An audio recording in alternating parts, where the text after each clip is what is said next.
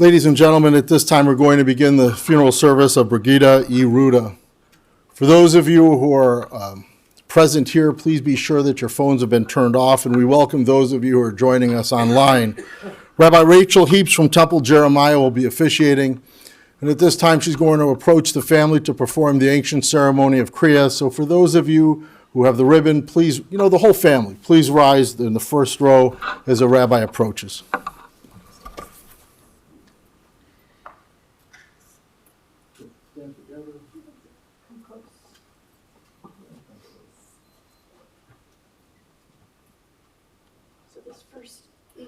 This first act is an act of tearing, and an act that is an outward symbol to everyone who you'll encounter to know that what's happening inside, the part that they can't see, is also torn. That there's a piece missing, a person missing, and someone who has been such a foundation to each of your lives. And just like the ribbon can be repaired, it always shows a little piece of that tear. Just as your lives continue on and you continue living in the memory and the blessing of your wife and your mother and your grandmother, that piece that's missing will always be there and will always be a part of you. And so, as with most things that we do in our tradition, we begin with a blessing. Repeat after me. Baruch atah. Baruch atah. Adonai Eloheinu. Hadayan ha'emet. Blessed are you, God. The judge of truth. You need to do a little tearing, if you want a little bit of No. it's easier for them. What I do. I can wash your hands. I will. And then you're gonna sit down. Okay, I'll get you some fresh water.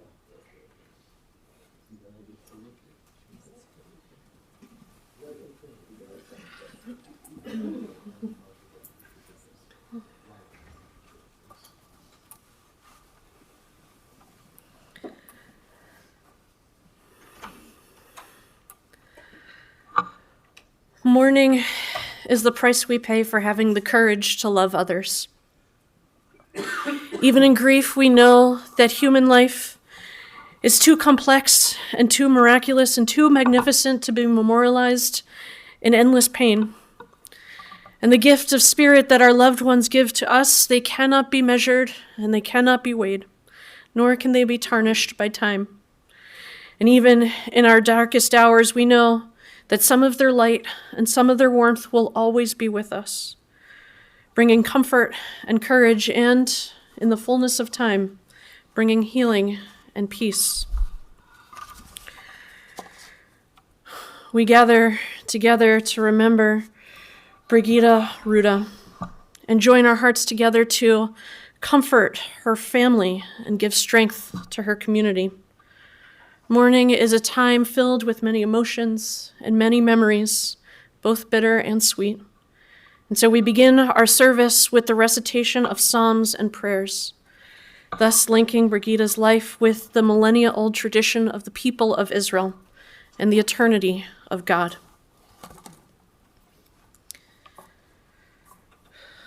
Kohelet wrote that the eye never has its fill of seeing. Young or old, those who depart our life never see enough of the world. They never complete their task. They never cherish their loved ones enough before they are called home. How they yearned for yet another respite from the final summons, and how we yearn to have them close to us for yet another challenge in our lives, for yet another joy, yet another precious moment together.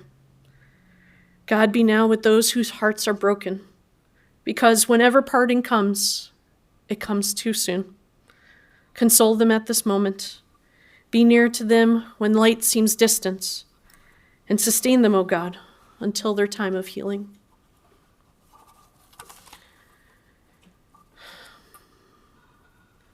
I find that in moments of particular pain, in moments of particular mourning, we find ourselves at loss for words. We don't know what to say to honor someone who meant so much to us. We don't know what to say to give comfort to those who are in pain. And the tradition says we don't need to create our own words, that we can rely on the words of others, the words of those who probably have just a little bit more wisdom than we do in the moment, to bring our pain, bring our sadness, bring our loneliness to light.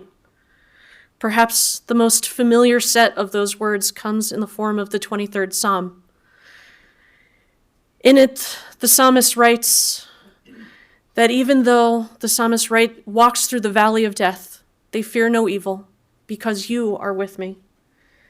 Even though the psalmist is at one of the darkest points in their life, they are lonely and scared, they don't know what their next step will bring, there's comfort and courage because there's a presence. What I love about the original Hebrew of this is it's not clear who the psalmist is talking to. Perhaps the psalmist is finding comfort in the presence of God. Perhaps the psalmist is finding comfort in the presence of a loved one that forever lives within each of us. For you are with me wherever I walk. Brigitte remains present. Adonai ro'i lo echsar bino teshayar bitseni Ame menuchot yenach aleini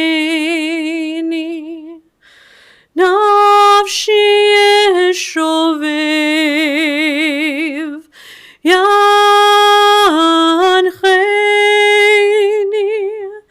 v'magle tzedek leman shemo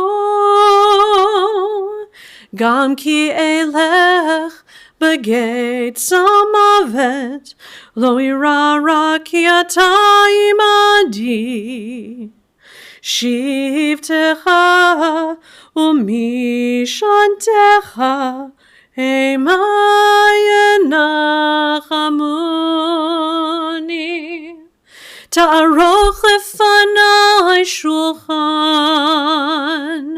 neged sorerai t'shanta v'shemen roshi kosi revaya ach tov v'chesed yirdifuni kol yamei chayai v'shavti beveit Adonai le'orech yamim.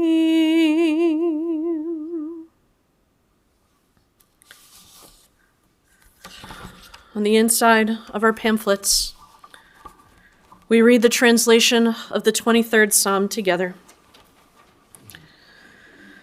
The Lord is my shepherd, I shall not want.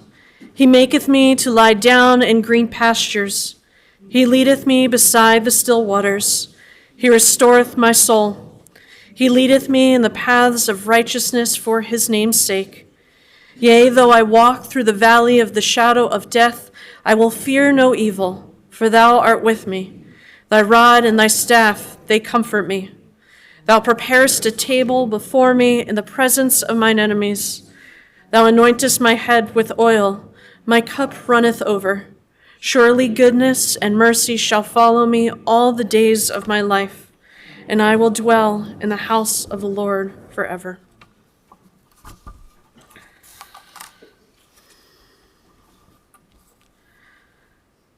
Esai enai el haharim, I turn my eyes to the mountains. From where will my help come? As we gather, we turn our eyes perhaps not to mountains, but to the mountains made by memory. The mountains that become everlasting, and that the ones that live within us as foundations for our continued journeys. We take these next few moments for reflection. Reflection on Brigitte, on her life, her impact, and on all the love she had for so many people. We take these next few moments in silent prayer.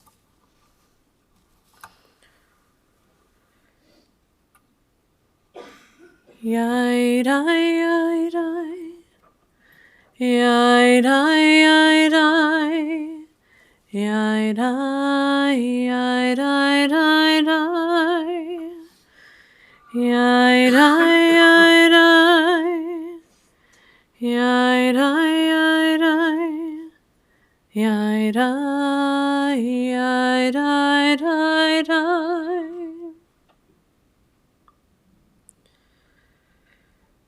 A good woman, who can find?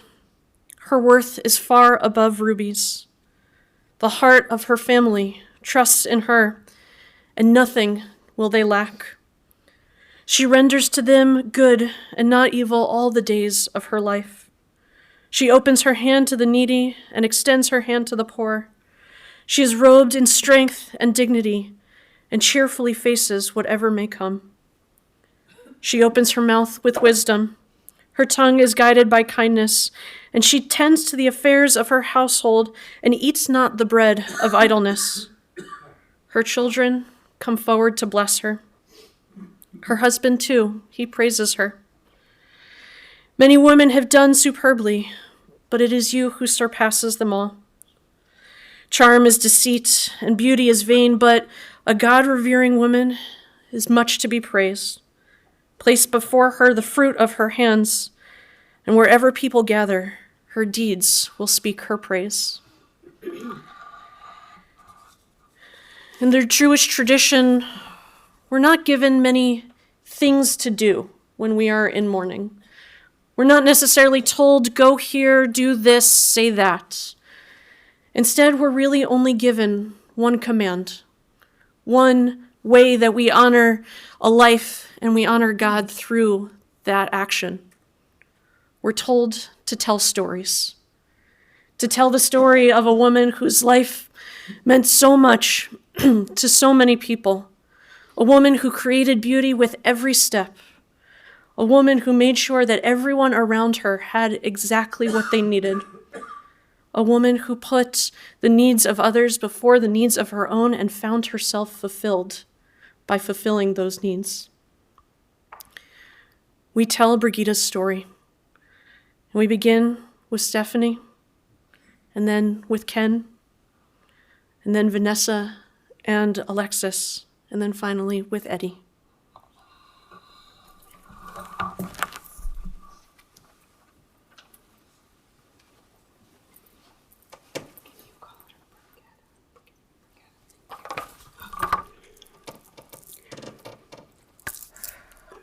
I need to take a moment, just look at it.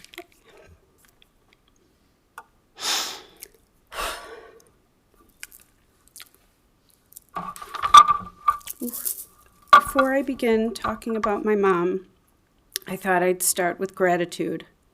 In a moment where words escape me, expressing gratitude seems right. Gratitude for friends and family, their hugs, their words of comfort and care, their gifts of meals to nourish and sustain. Gratitude for the singular opportunity to witness my mom falling in love. Gratitude for Eddie, who loved my mom eternally and brought her the most tremendous joy she could have ever experienced. Gratitude for Bari and Chep, confirming every day that although our family is small, the love we have for one another is boundless. Gratitude for Kevin and my boys, who have tended to me knowing the depth of my grief, and who also offer the levity and lightness and humor as only a family of boys can. And gratitude for my sister, who cared for my mother fiercely and with tender devotion, a gentle touch, a kind voice, and a smile.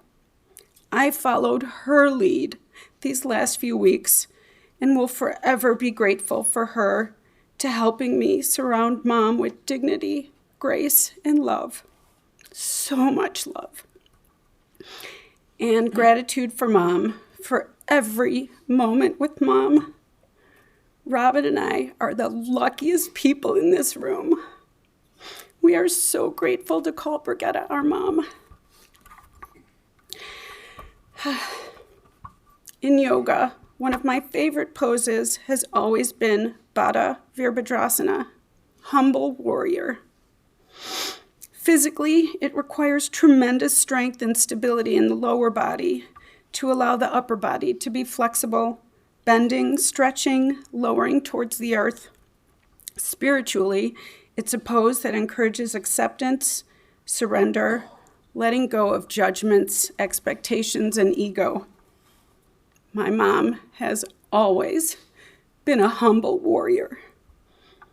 As a 7-year-old immigrant, as a young woman in a troubled marriage, as a single mom of 2 girls, as a caretaker for her own mother and grandmother, and as a recipient of a cancer diagnosis. Never a complaint or word of woe, always finding acceptance where she was and moving through the most difficult times unobtrusively and with grace. This was never more obvious than in the last several years. There was endless strength in her ability to surrender and allow others to care for her without expectations or judgments, soldiering on through doctor's visits, tests, chemo, medications, pain, discomfort, and fear. In her final days at home, all of us were able to have moments with her of clarity and honesty where we exchanged words of love and reassurance. Her face lit up at the sight of each grandchild. She smiled as Kevin tripped over the maze of oxygen tubing. She laughed as her frail hands dropped a glass of ginger ale. She spoke with a voice that was breathy but serene. Afterwards, exhausted, it was evident she did it all for our benefit, garnering every last ounce of energy to allow us to feel her love and know that she was okay. Strength, inward reflection, acceptance, surrender. A humble warrior indeed. My mom's beautiful soul loved making others feel good, giving love, sharing love. And to be loved by Mom was a full sensory experience. You knew Mom's love through her voice. It's no coincidence that in all her employment, Mom's voice was the first one you heard when you called a company. Playboy, YMCA, Aero Industries. Her voice was soft, warm, welcoming. It brought ease and calm to me as a young child as much as it did as a grown woman. If I felt afraid, upset, unsure, alone, just hearing her voice instantly quieted any agitation, providing relaxation, peace, and comfort. I will miss your voice, Mom. You knew Mom's love through a taste. Boy, did my mom show you she loved you through her cooking and baking. Pumpkin bread, beef tenderloin, apple pancakes, sweetheart cookies, double chocolate chip brownies, corn chowder, painted sugar holiday cookies, apple galette. Who makes an apple galette? Chocolate chip cookies. And because she always wanted to show you love, these goodies were ready at a moment's notice. perfectly wrapped, frozen, labeled with her exquisitely beautiful handwriting. So if people stopped over, or she knew you needed a little extra love, it was there. Even as she lay in her bed on New Year's Eve, Kevin and the boys delighted in Grandma's brownies straight from the freezer. I will miss those tastes, Mom. You knew Mom's love through a smell. Perhaps it was the aroma of a Thanksgiving meal throughout the house. Maybe it was the scent of sunscreen on the beach in Sanibel. It could be the fragrance of flowers surrounding you in the summertime at Camp Ruda. My favorite smell, however, was hers. There were a handful of perfumes Mom enjoyed, but her smell was singular. Soft, easy, warm, soothing, barely sweet, slightly floral. It continued to envelop her bedroom in her final days. And even after her physical body came to rest, her beautiful smell was there, offering love and serenity for Eddie, Robyn, and me as we lay with her. I will miss your smell, Mom. You knew Mom's love through seeing her beauty. God, was she beautiful, stunning, gorgeous. Hers wasn't a beauty that was untouchable to be admired from afar. Instead, her beauty was light, a beacon that drew you towards her. Her beauty was warm and inviting, her light offering comfort and ease. That physical beauty was merely a doorway to the most beautiful and loving soul all of us have had the pleasure to experience. I will miss seeing your beauty, Mom. Finally, you knew Mom's love through her touch. Whether her hands provided cool comfort to me as a fevering child, or those same hands held mine as she taught me to jitterbug in the family room on Barbary Lane. It was love.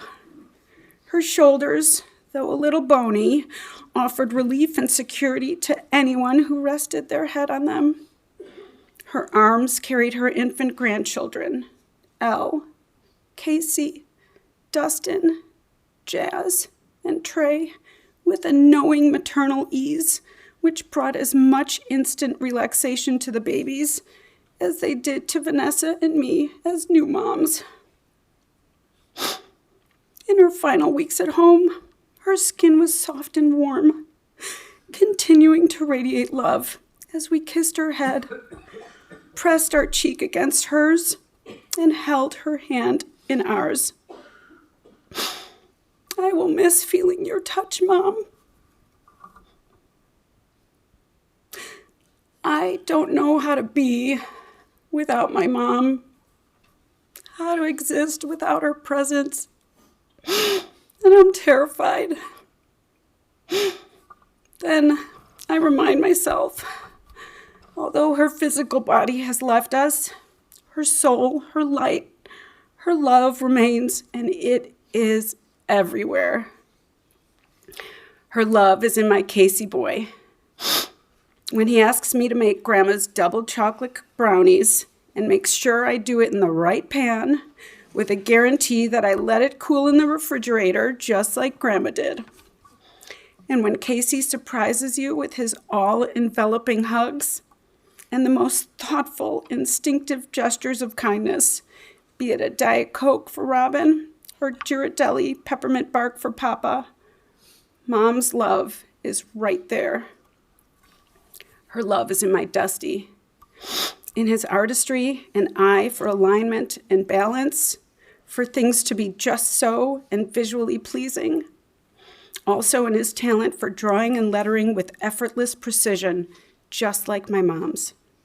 It's also in Dusty's appreciation of the beauty in our natural world, whether he's admiring the intricate details of a Sanibel seashell or the awesome magnificence of the Pacific Northwest. Mom's love is right there.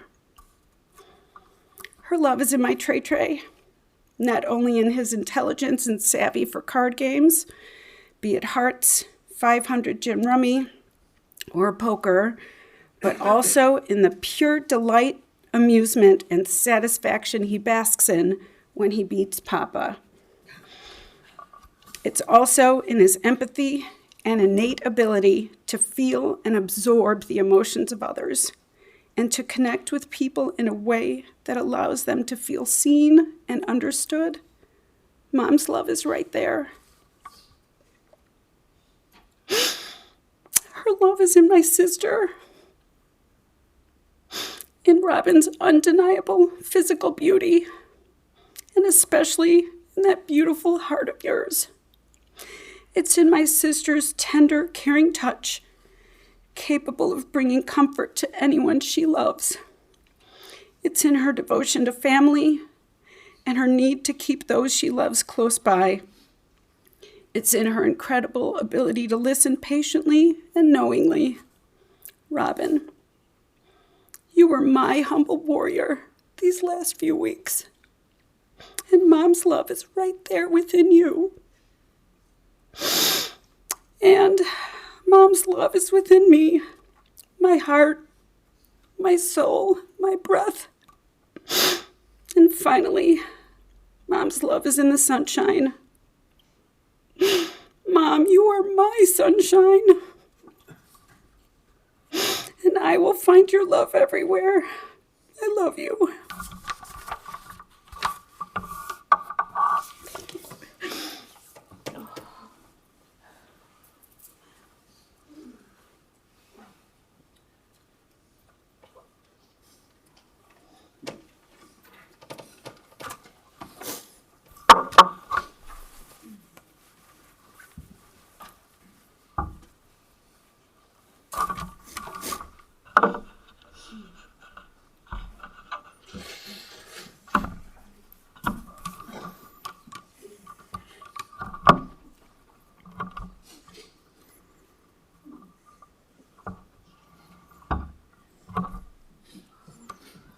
Steph, I recognized your mother. I may even say some of the same things you did, but from a slightly different vantage point. But you were marvelous. If I do this right, there'll be a beginning and there'll be a middle and an end, and I'll hopefully tie it together. It's a good story. I think I knew your mother as three different people, all the same, of course. But I knew her first as Brigitte Horwitz. Then I knew her as Eddie liked to call her, Brigitte Ruda.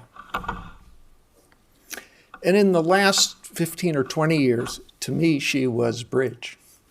All the same, but like any relationship over time, it evolved. And so did my understanding of what a wonderful woman she was evolve. Eddie and I differ on the first time I met Brigitte Horwitz. I think there was a serendipitous meeting, but really the first time we, together with Sue, my wife, met Brigitte Horwitz was at a dinner in Glencoe. The first impression, obviously, was of an incredibly gorgeous woman, but that was overwhelmed by everything that followed.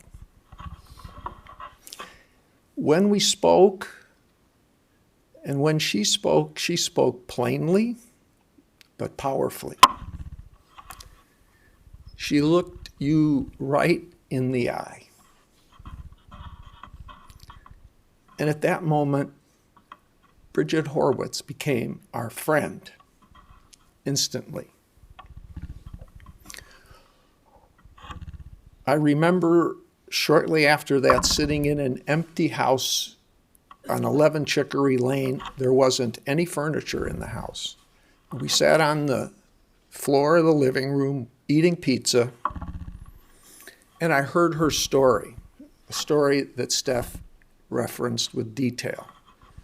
I heard the story of a single mother raising two children, living with her grandmother, Omi, and the sacrifices she made to make their lives better, never complaining, it defined her. It was my friend Brigitte Horwitz. Shortly after that, I came to know Brigitte Ruda. I had trouble always using Brigitte. I tried. But during that time, early on, she became more than a friend. She became a very good friend, a very close friend. And as Eddie has mentioned to me many times, there's a concept that I repeat about quality events. Eddie would say to me, you know, in business or in life, you want to try and create as many quality events as you can. And it's a simple thing. You only need a quality environment, a quality person, and a quality objective. It can be a walk in the park. It could be a 3-hour dinner. It could be any of those. But those are the events that form a friendship, and as I like to say, are the DNA of a relationship. You can't have a long relationship without quality events. And we shared so many quality events. But the one I observed the most was the one you mentioned, Steph, was the love affair that your mom had with Eddie. It was energy. It was fulfilling. It touched the people who were part of it, and it touched us. Those were the years up to about shortly after 2000. And I remember sitting on my patio, just the two of us at that time, and I said, Bridge, I have to ask you a favor. Can I call you Bridge? Does that bother you? She thought about that a minute. She said, well, it's okay, but I'm going to ask one thing in return. I'm going to call you Kenny Boy. And that was our deal. And at that moment, we were no longer really good friends. We were family. She became a great resource of counsel. We talked about our children, about our grandchildren, about difficult family issues. But she was always positive, respectful, substantial. But during that time, right around 2000, she did something incredibly amazing. I did not realize that was the cause of what happened then. I do now. She awakened my friend, Eddie.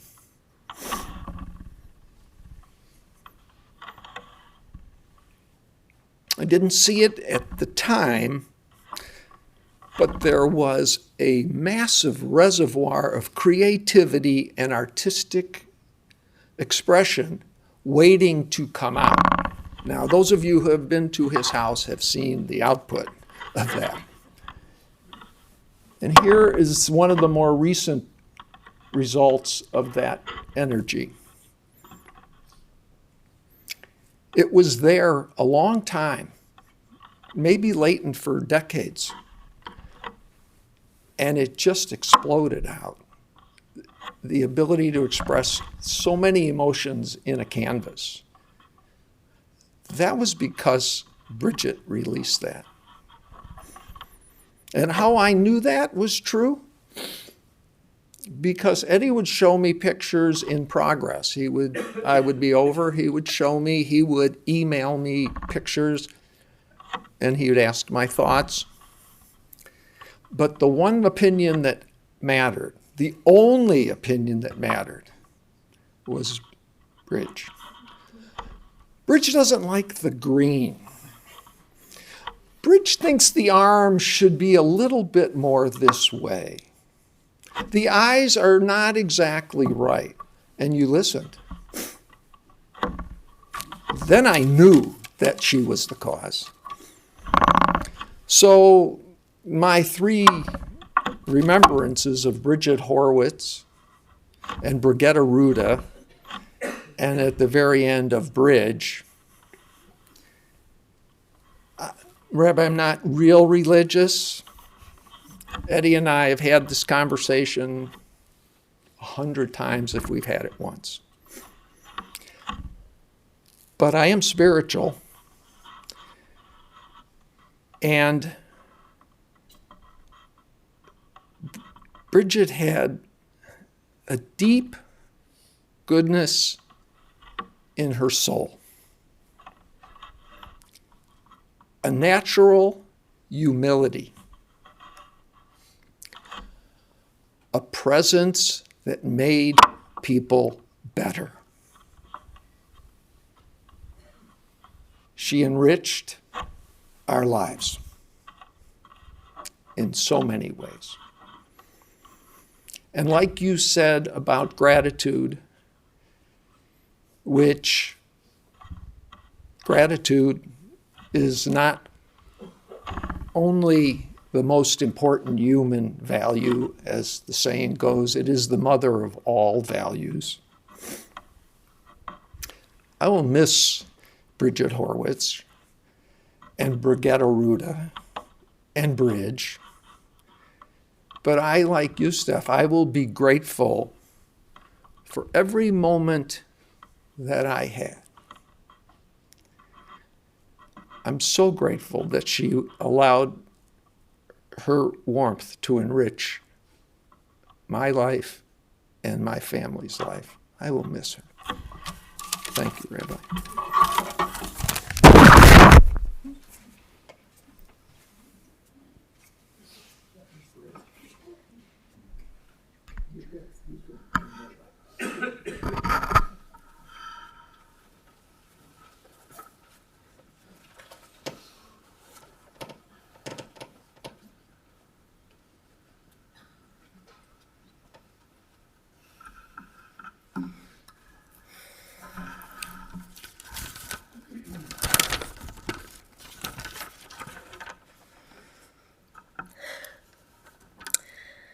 Well, by now, you've all been able to see and appreciate the beautiful painting that my dad made of him and Bridge.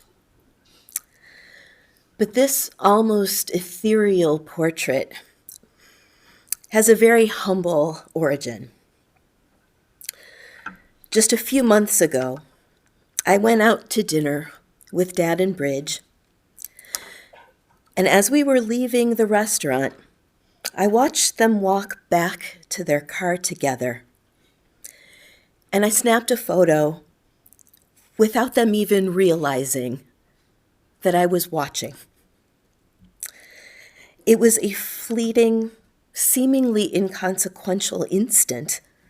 What could be more ordinary than a couple walking across a parking lot? But there was something of the eternal there in that simple moment. I saw in it the quintessence of their love for each other. This is how they have always been, moving together through life, side by side, arms around each other, bound in tenderness, intimacy, and unwavering loyalty. I'd like to bring that thought full circle by sharing another piece of art with you. This one is a poem by a Chinese-American poet named Li Young Lee. I first read it in 1995 when my dad's relationship with Bridge was very new. But like this painting, it could describe the two of them and their love for each other, this very moment. We were in Sanibel together when I read the poem, and I remember running down to the beach, book in hand, to read it to them. "This is you," I said. And when I finished the poem, Bridge took her hand in mine. She squeezed it wordlessly and looked up at me with tears in her eyes. Here it is. It's called From Blossoms. From Blossoms comes this brown paper bag of peaches we bought from the boy at the bend in the road where we turned towards signs painted peaches.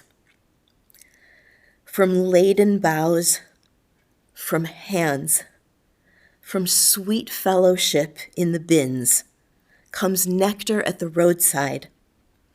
Succulent peaches we devour, dusty skin and all. Comes the familiar dust of summer, dust we eat. Oh, to take what we love inside, to carry within us an orchard, to eat not only the skin, but the shade, not only the sugar, but the days, to hold the fruit in our hands, adore it, then bite into the round jubilance of peach. There are days we live as if death were nowhere in the background, from joy to joy to joy, from wing to wing, from blossom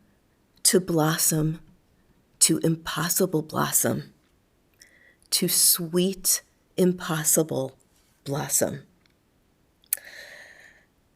With Bridge, my dad and all of us had years of blossoms. Years of that brimming, perfectly balanced joy.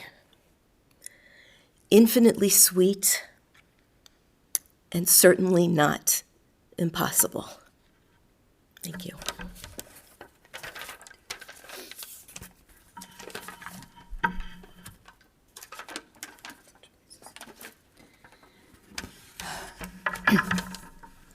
So as we've heard and as Ken so eloquently stated, Bridge went by many names. Brigitte, Brigitte, Bridge, Mom, Grandma. The list goes on. But to me and Elle and Jazz, she will forever be known as Grandma Dopey. Now, some of you may be wondering how a woman of such poise and grace, with an exacting eye for detail, who meticulously made sure that everything was just right, could come by the moniker Grandma Dopey. And like so many things in life, we have Elle to thank for that. When Elle was a baby, she quickly fell in love with Dopey, who was hands down the cutest dwarf from Snow White and the Seven Dwarfs. We had Dopey figurines, Dopey Halloween costumes, Dopey pajamas, you name it. We had Dopey everything. And being the doting grandparents that Grandma and Grandpa were, they searched high and low, and they found a life-size stuffed Dopey doll. And by life-size, I mean the size of an actual little person, like life-size. To baby Elle, this was the single greatest thing that had ever happened to her. She was besotted. And the association between Grandma and Grandpa and Dopey escalated quickly from there. It wasn't long before Elle, with her knowing smile and that devilish gleam in her eye, started calling them Grandma and Grandpa Dopey. I have to say it was brilliant. It was a stroke of pure genius. Calling my dad Grandpa Dopey was pretty perfect. But having Bridge, with her beauty and her elegance, being called Grandma Dopey, That was priceless. I found myself becoming filled with a unique sense of purpose that I had never quite known before then. I needed to make sure these nicknames stuck. So I did not miss a chance to use the term Grandma and Grandpa Dopey. We're going to Grandma and Grandpa Dopey's tonight for dinner. Let's go play at Grandma and Grandpa Dopey's beach. We're having a sleepover at Grandma and Grandpa Dopey's. I was on a mission, and it paid off. Their fate was sealed. Soon we got a little gangster with it. We shortened it to the Dopies. And when we were really feeling edgy, we'd go with just the Dopes. We're having dinner with the Dopes tonight. It was pure magic. And of course, Bridge loved it because she loved her grandchildren deeply, fully, and unconditionally. There was nothing she would not do to see her grandchildren smile. And when they smiled, she smiled. A smile so genuine and loving that it made my heart full every single time I would see it. And I know she is smiling now, beaming with pride for Casey and Dustin and Trey and Elle and Jazz. So Elle, I want you to show Grandma Dopey the ropes. And Grandma Dopey, give my baby girl the biggest hug and don't let go.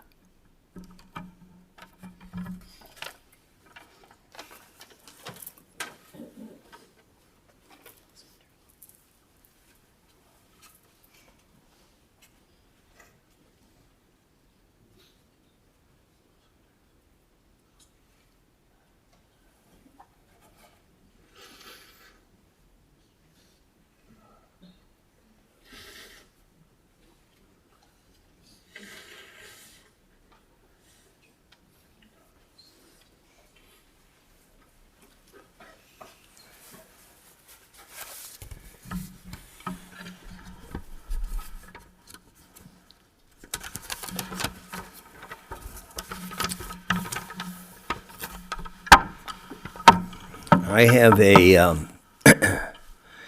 PhD in organizational psychology, and I became Grandpa Dopey.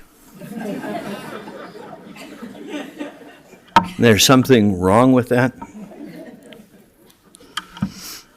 Brigitte, by the way, hated her name because nobody could spell it right or say it right.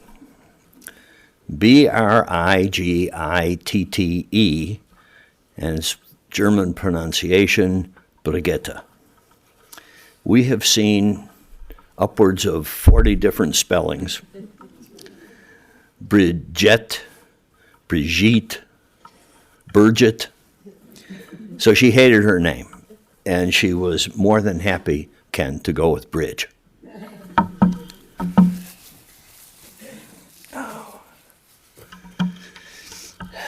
You know, when my girls were young, and I think I might have had this conversation with you, Dee, I talked about two different ways of living your life. You could live it as a shade of gray. Living it as a shade of gray means you won't feel any kind of intense pain, but you also will not feel any real level of joy or exuberance. Or secondly, you can choose to live your life in a joyful, exuberant, positive manner and experience all the wonders of life. But then you also have to deal with the pain that comes with loss. I chose the latter. I chose to live my life in a joyful, exuberant, positive way. And Brigitte really helped me do that because she brought so much joy to me and to all the people around here. And she made that joy easy. Now, however, comes the pain. It's so intense that I couldn't even describe it to you. It'll subside, though.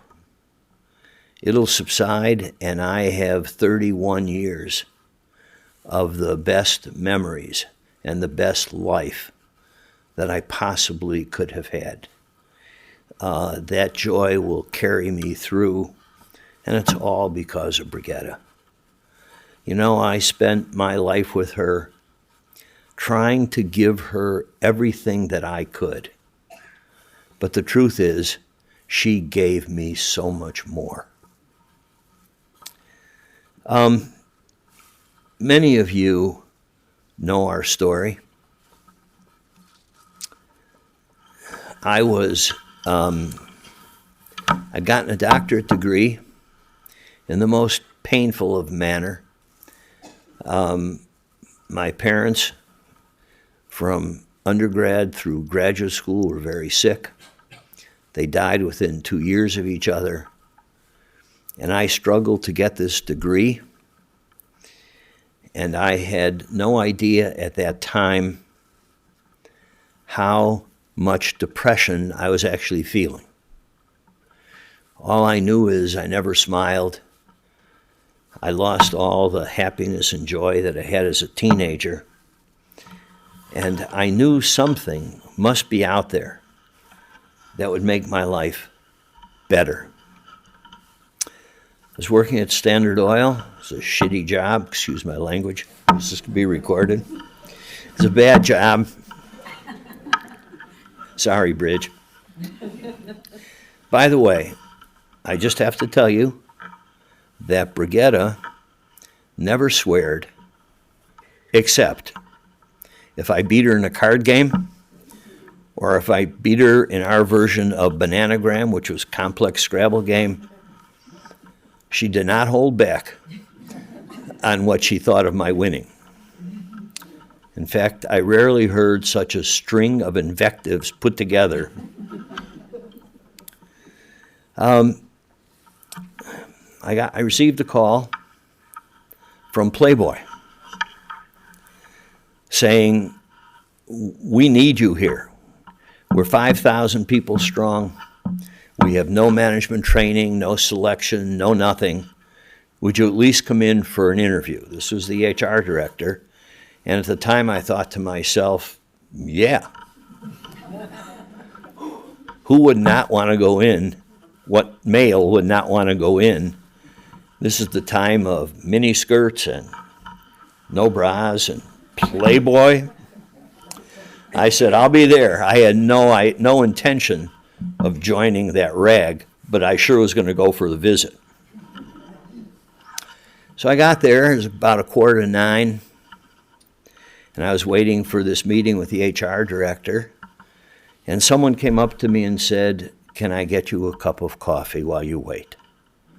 And I looked up at the most beautiful woman I have ever seen in my life, thinking to myself two things. One, I don't want coffee, but how about if we get married? And second, I better not come to work here. This would be way too dangerous. But they offered me a nice job. They offered me more money, and I took the job.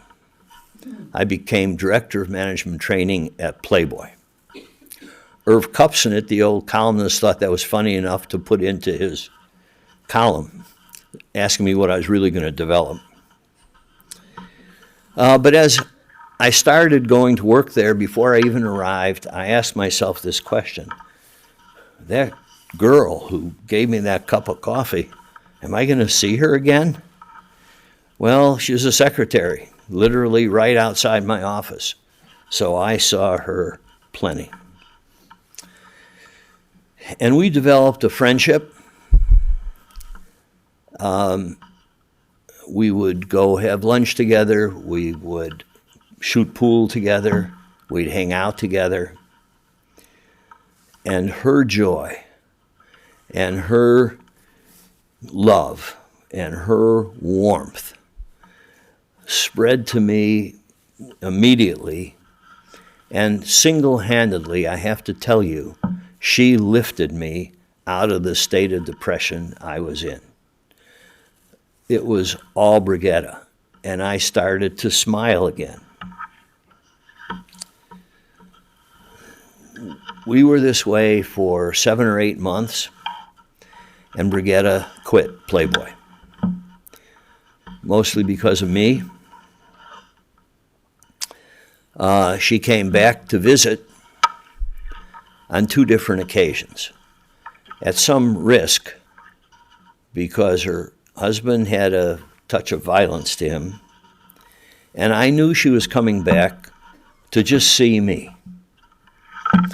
And because I have this PhD in psychology, because I'm this extremely bright, talented, brilliant person, I decided to behave like a total jerk when she came back to visit. That's how bright I was. I wanted her to know that I didn't miss her. I wanted her to know there was nothing. I wanted to show how fast I can get past her. And I behaved terribly. I was indifferent, I was cavalier, and the more I saw her pain, the more cavalier I became. That's how smart you're dealing with here. And she left and came back the following week. All I did was think about her all week long, and I behaved worse. And then she stopped coming. And then 22 years went by, and Brigitte and I led our lives. Brigitte had these 2 marvelous daughters, and Stefanie and Robyn. I had these 2 spectacular daughters, in Vanessa and Dee. And I changed careers, became a consultant, a very successful career. I did very well. And I never, ever stopped thinking about Brigitte. I thought at first that this was nothing, that, Playboy is just, who works at Playboy other than ditzes? But over a 22-year period of time, the more I reflected, the more I realized who this woman was. The more I understood her compassion. The more I understood her joy. The more I understood her love and her warmth. And I came to know who she was after we had separated that way. I ran a consulting firm, and in October of 1992, we were called by a little company in Des Plaines called Aero Industries, a distributor of kind of toy products for kids. And their HR guy said they were looking for another consultant. Bert is here somewhere. They were looking for Bert Tessler. But he was out, and so they talked to me. They said, we might want some management training work done here. Can you come in for an interview? And I showed up on the morning of October 23rd, 1992. Again, 8:45, I'm sitting and I'm waiting for the meeting with the president of this firm, and I look at the reception desk, and there's a young blonde sitting there, but there's a nameplate next to her, and the nameplate read Brigitte Horwitz. And I broke out into a sweat. I said to this young girl, excuse me, is this you?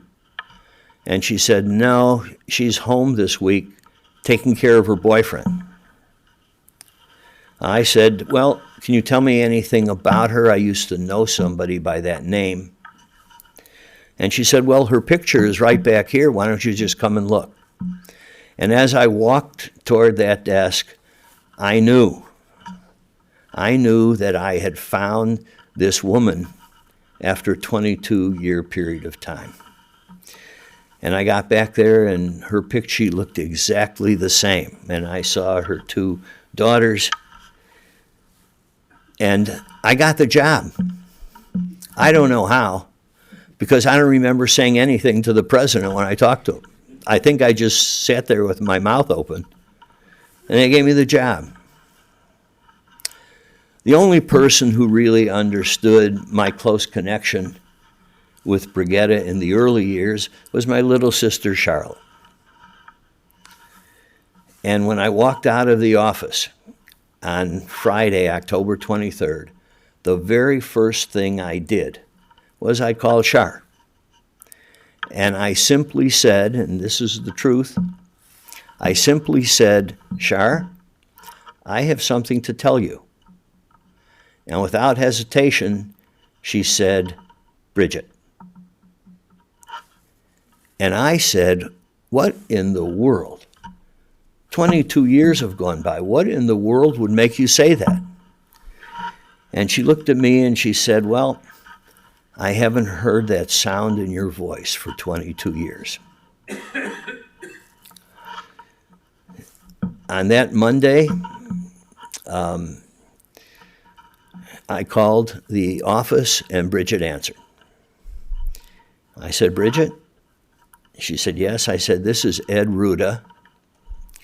There was a long moment of silence, which scared the hell out of me because I thought she was going to say, who? But she didn't. Instead, she said, why are you calling me? Well, I took that as a question. She meant it with anger, but I took it as just a simple question. And I told her what I was doing. I told her I had an assignment that I was going to start on November 10th, and I was coming into their office, and I didn't want to shock her. And we talked for a bit. She was stiff and formal, but she told me about her living conditions. She told me about her children. She told me about her grandmother and her dog. And she mentioned to me that life had been a struggle, that she'd hold 2 or 3 jobs and was, always battling financial issues, but she didn't complain about it. She was very proud of herself and very proud of what she did. This was all over the phone. I asked her before we got off the phone if I could, in fact, buy her lunch when I saw her on the 10th.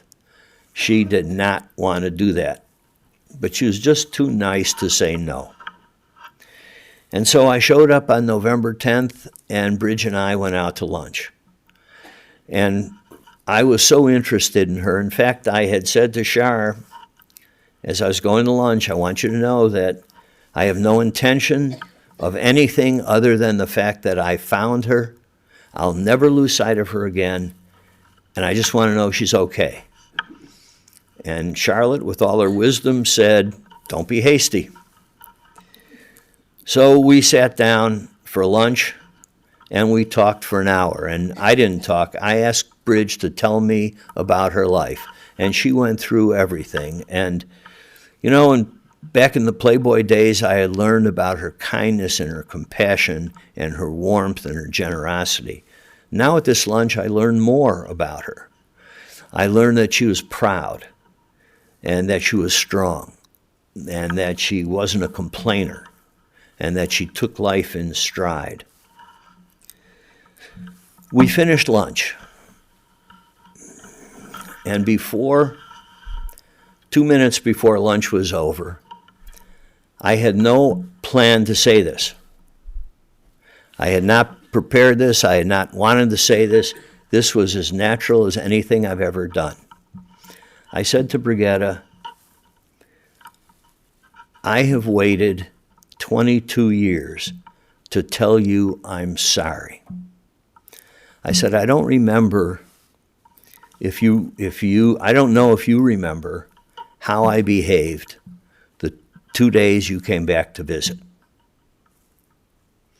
I got a very serious head nod. I said, I've waited 22 years to tell you I'm sorry. I told you back then that I loved you. I want you to know I did. I always have. I still do. And I always will. And I want you to know from here on in, if there is anything you ever need, all you have to do is call me, and it's yours. And this spark in Brigette's eyes that I had seen in the early days of Playboy and hadn't seen since came back into her eyes, and she just looked at me and whispered, "I never knew." And that, everybody, was that. In a 1-hour lunch, we were madly in love. I was anyway, but she was now too. And everything that happened from that point on happened after that lunch. And it happened and unfolded very fast. We got married. I want you to know I learned even 3 additional things about Bridge. I mean, I found out how smart she was. Again, I want to remind you, I have a doctorate degree. She barely got through high school. And wouldn't you know it, she's smarter than I am. Smarter IQ-wise and smarter in terms of practicality and judgment and seeing ways to do things that I could never see. So, we got together and our life started. And I just want to tell you a couple of more things about our life together because that's what this is all about. When we first got married, I want to tell you a couple of mistakes I made. When we first got married, actually before, because we were together for a while, when we were together, I found that Brigitte was very compliant, either from her first marriage, which was tough, or from the guy she was dating who decided he knew everything. Bridge was compliant. She would just say yes. Whatever anybody said to her, she just said yes, agree or not. Well, I told her that wouldn't work for us. I told her that she has a voice and a mind, and when she disagrees, I want her to speak up and speak out and tell me what she thinks. She has every right to do that. That might have been a big mistake on my part, because she never hesitated to confront me and say whatever she wanted to.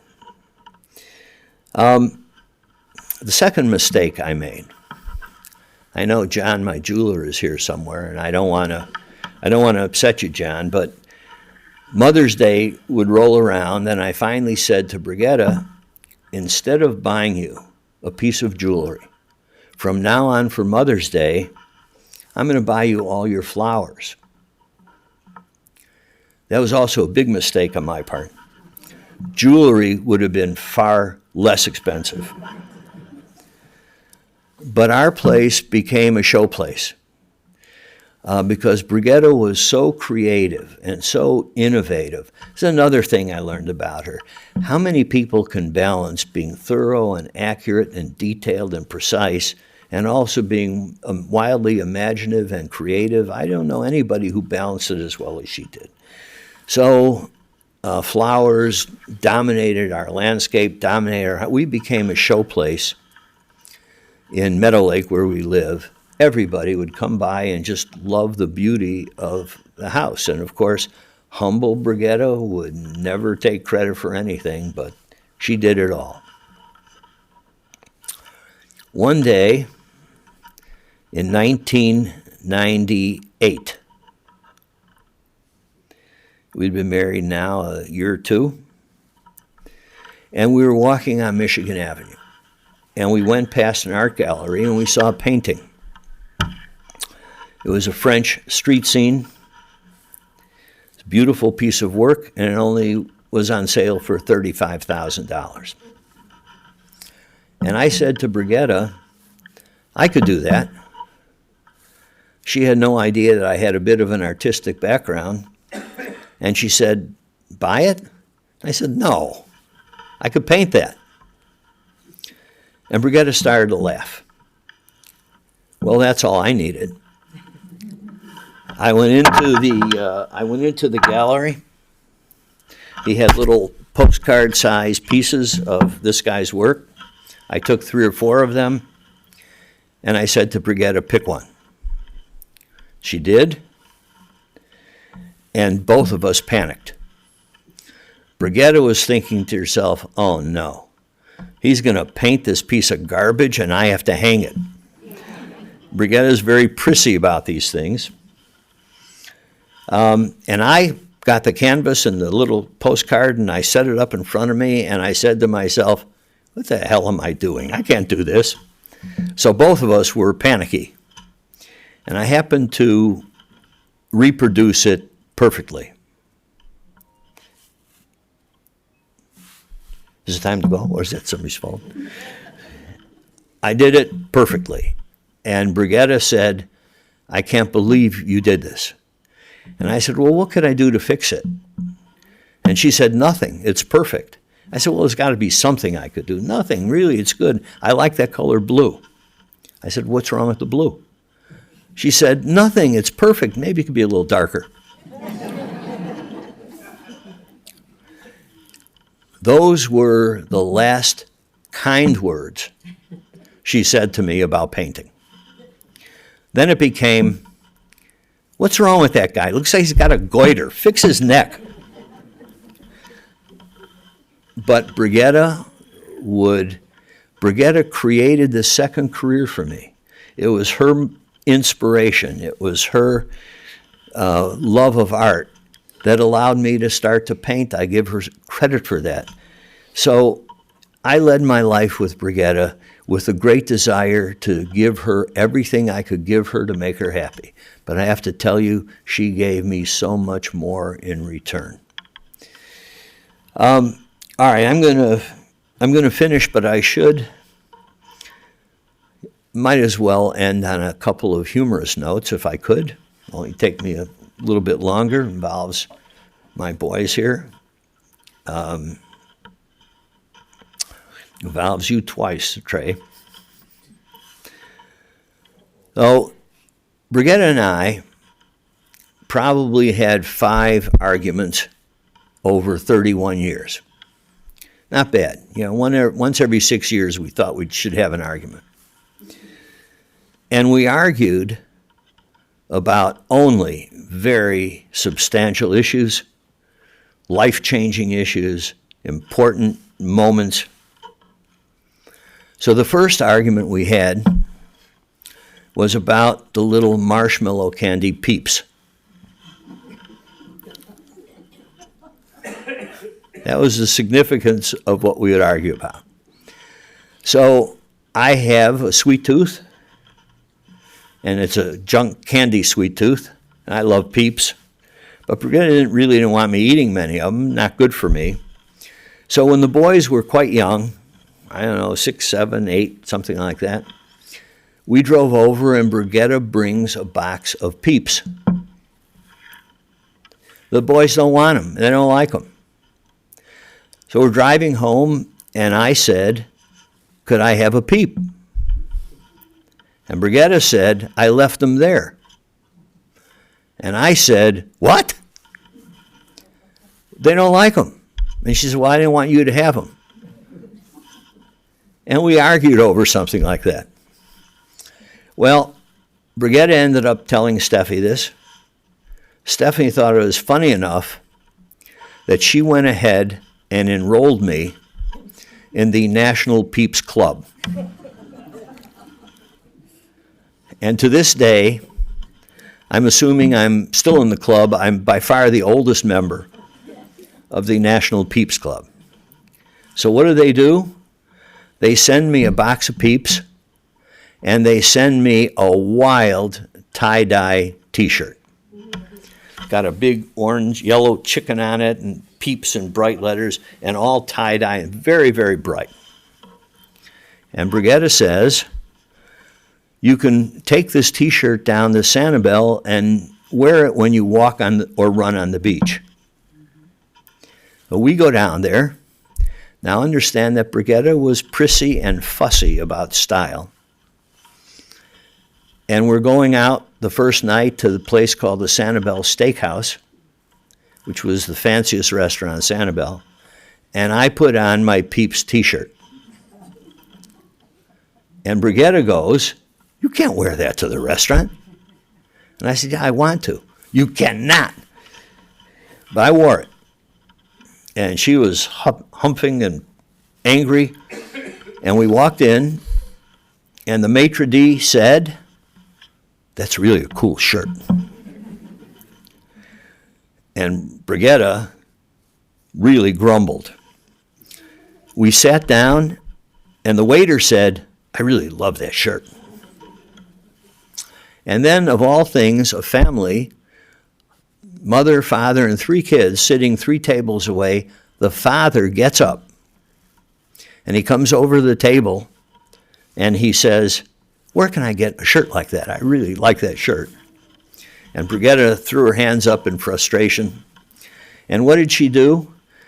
She called the National Peeps Club and ordered 3 more small shirts for the 3 boys. And for 2 years, we became Grandpa and his peeps. And everywhere we would go, the 4 of us wore our shirts. Bridge trailed far behind wherever we were walking. That's the level of argument we would have. One more, and I'll be done. But I figured I might as well tell you what my life was like with this wonderful lady. Wonderful can't really capture who she was. But I told you she's prissy and fussy. So I was in Malaysia doing some work, and the company, as a gift, gave me 2 expensive batik silk shirts, one more colorful than the other. These are shirts, the style is batik, they're very bright, very colorful. And I come home and I said, "Wait till you see what I have." So I put one on, and I said, "What do you think?" And Brigitte, without cracking a smile, said, "Well, I don't know if you look more like a 60s drug runner or a 70s disco dancer, but you cannot wear those shirts here in the United States." I didn't believe her.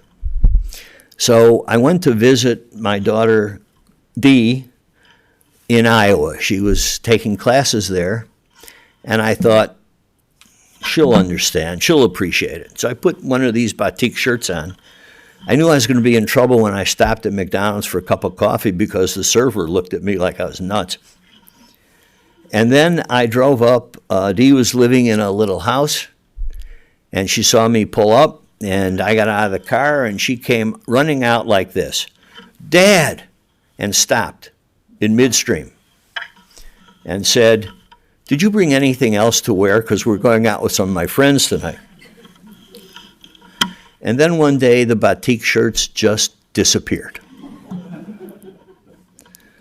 However, I then was in Indonesia, and they asked me about batik, and the president of this company said, "Oh, well, that's because you had Malaysian batik. You need Indonesian batik." So I brought a couple of shirts home, and Brigitte said, "Well, they're better, but they make you look like an old man." I said, "I am an old man. What's wrong with that?"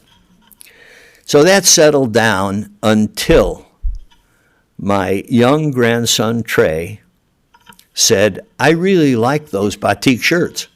Well, that's all I needed. I called my friend in Indonesia, and he sent me 3 cotton batik shirts, and Trey and I started parading around in batik, much to my wife's chagrin. Those are the level of arguments Brigitte and I would have. I can only tell you, as I come to a conclusion here, I have received so many notes from all of you, so many letters, all painting Brigitte in the same way, all admiring her, all understanding how wonderful this lady was. So for all of you, just the last thing I want to say is whenever you see me, if you want to bring up Brigette's name, never, never hesitate. You'll make me happy, and I'll talk about her forever. Maybe not today, but certainly in the future.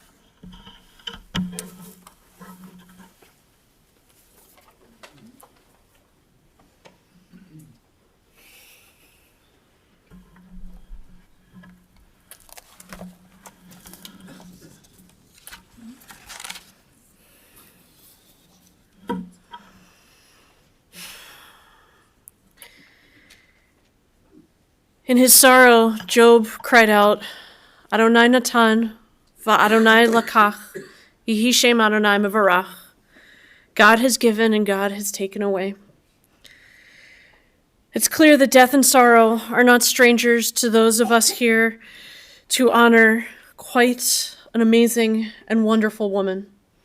We could go on and be grateful and say, Adonai Natan, God, you have given. God, you gave us a loved one who will not be forgotten. And for all that was good and enduring in her life, we offer the deepest thanks of our hearts. Adonai Lakach, God, you have taken away. And so we pray for the strength to turn our broken hearts into an altar of trust, before which we acknowledge the sovereignty, your sovereignty, and affirm Brigette's love. It's clear that Brigitte was so many things to so many people.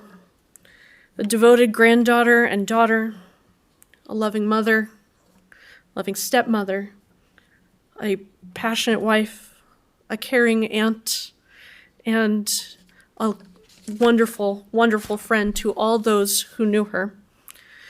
She was a person who could recognize beauty, not necessarily in herself, but in the world and in the eyes of the people around her. And she knew that that true beauty came from inside. She was a person who prioritized quantity over quality. And that kindness became a value beyond measurement. She had humility and would probably have avoided hearing all of these stories, but her impact on the lives of those around her inspired such love and such respect that those who knew her couldn't help but keep her close by sharing those precious memories. We could go on and tell her story in a million different ways, using a million different names, and a million different ways that she showed up in so many people's lives. We could talk about her immigration from Germany to Chicago, living in that multi-generational house where she was always the youngest one.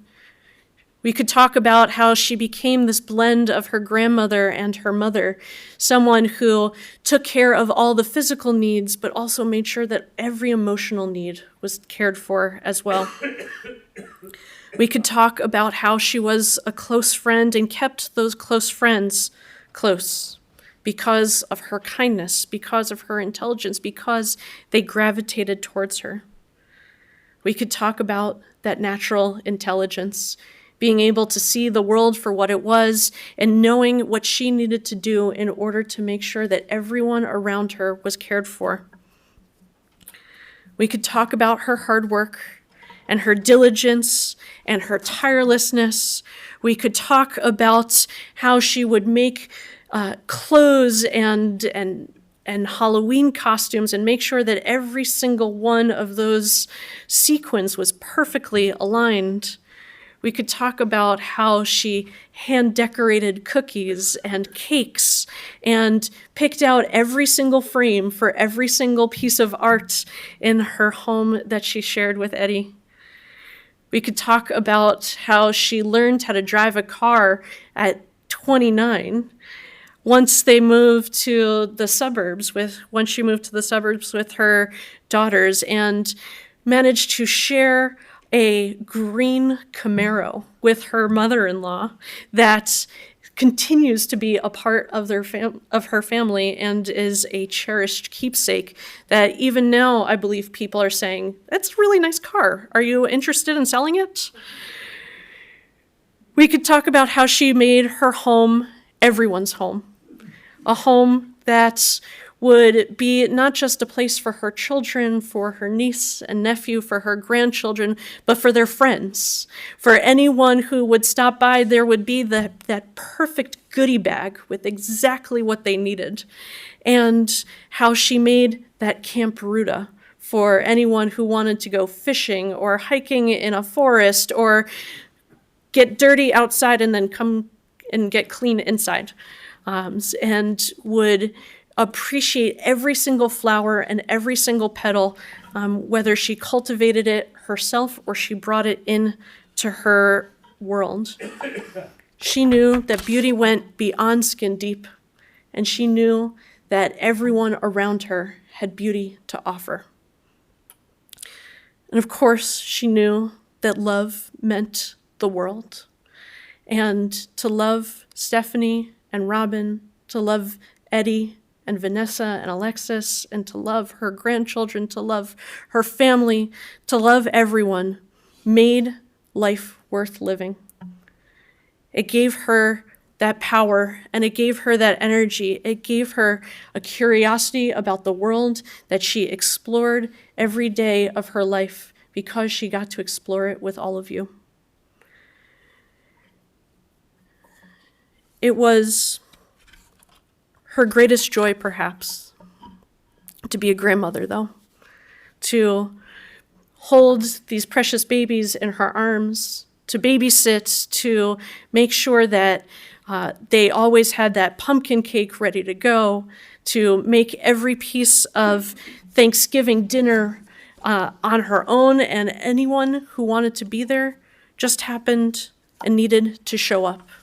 And that was how they would gather and find their joy in life.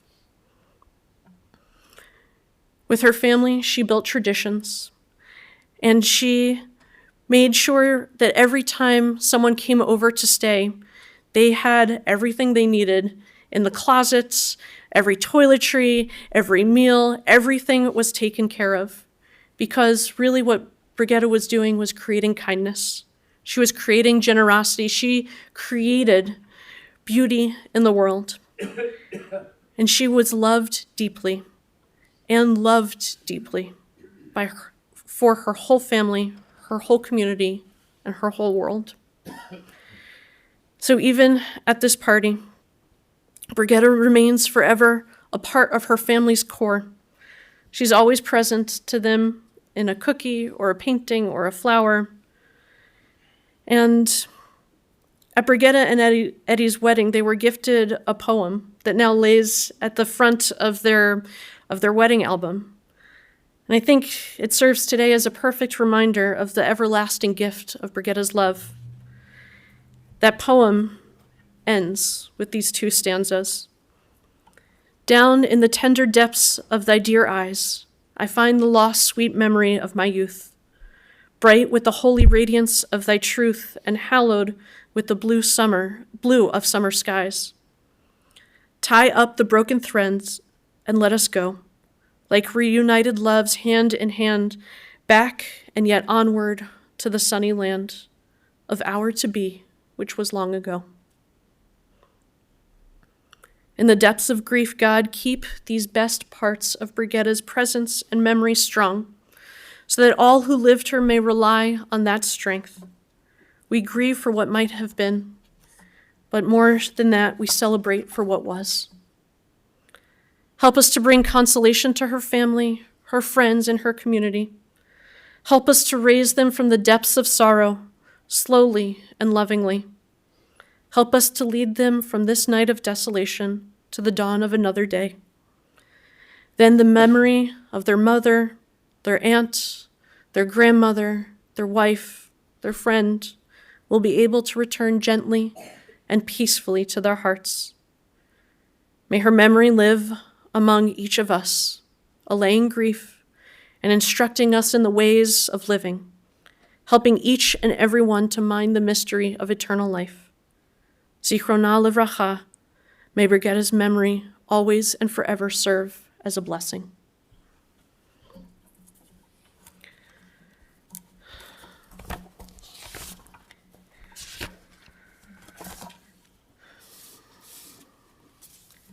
In the Jewish tradition, we're given two prayers to say when we are in a moment of mourning, whether it's immediate or in an anniversary of loss or in the times that mourning comes back to us unexpectedly. I believe that these two prayers come purposefully in partnership. That the first prayer, El Malei Rachamim, is a prayer for Brigitte, for her eternal soul to find comfort in God's presence. And the second prayer, Kadisha Tom, the mourner's Kaddish, is not really a prayer that speaks of mourning. Instead, it's a prayer that speaks of blessing, a prayer that speaks of all the things that Brigitte wished for all of you, for strength and joy, for a life filled with blessing. I believe that these two prayers come together. First, the prayer for Brigitte, and second, Brigitte's prayer for all of you. Please rise as you are able.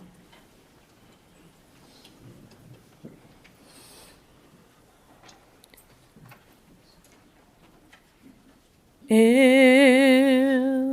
Malei Rachamim,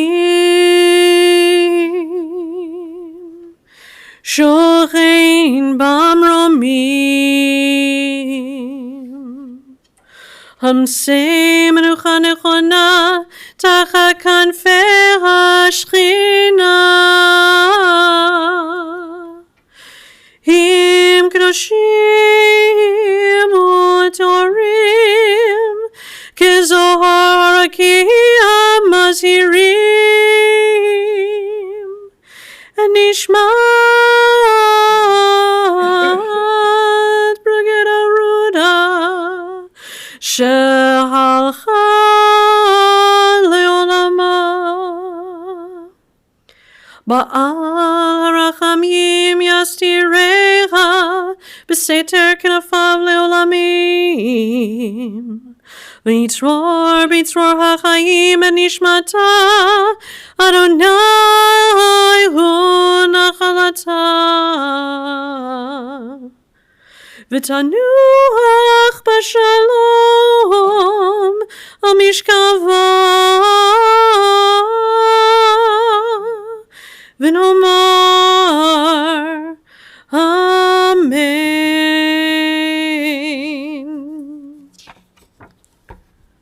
On the inside of our pamphlets, we read the translation of El Malei Rachamim at the bottom of the page. O God, full of compassion, thou who dwellest on high, grant perfect rest beneath the sheltering wings of thy presence, among the holy and pure who shine as the brightness of the firmament, unto the soul of Brigitte E. Ruda, who has gone unto eternity.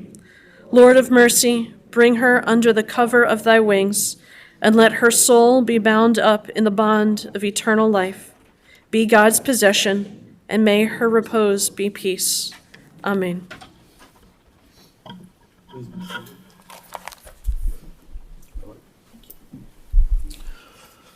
Ladies and gentlemen, the interment service will continue at Shalom Memorial Park Cemetery, located at 1700 West Rand Road in Arlington Heights. The family will be returning to the Ruda residence at 11 Chicory Lane in Riverwoods, and the family will be together till 9 p.m. this evening. Memorial contributions to the Israel Cancer Research Fund would be appreciated. For those of you who are here, all that information is on the service folder. And for those of you who are joining us online, all the information is on the funeral home's website.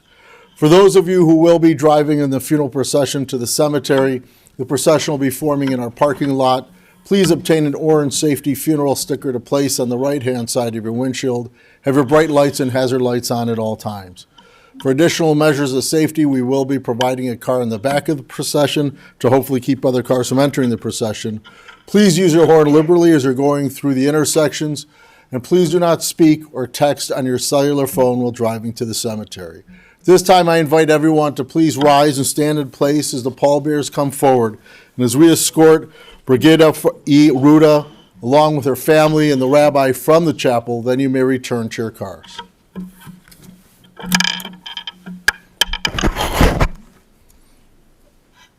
Pallbearers, you're going to follow Mr. Jones over here?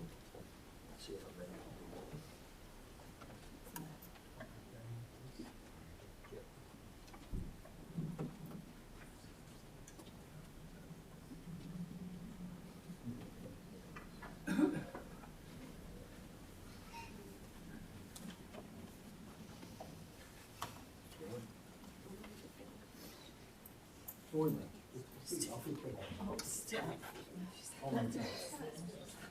cleaning services are available. Come on this way.